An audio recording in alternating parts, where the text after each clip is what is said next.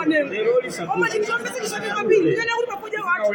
Amazeka mawanitoro. Leo mwana uri pereza mbele makabukula. Tipakuwa pereza watu osipati hadi 75,000 ba export kwa mponele. Mwendo nayo kuchisi. Kumene kwa kulitina anga imena kwa pereleza. Leo kushima kama mimi sema nena ati 100,000 ba.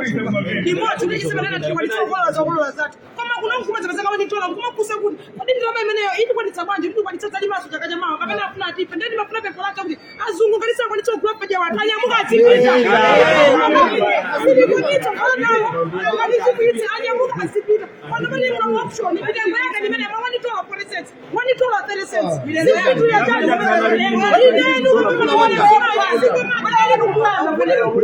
Kama fikiria zake ni zimene sisi. Wada Malawi dikalilira kuda Malawi tipumukira pati. Sasa kumula kuja mwana bila kumunda ukalima ni manja yako. Nipe masingo maza lilima udindwa kwa. Hadi kesi ya mwana nipe.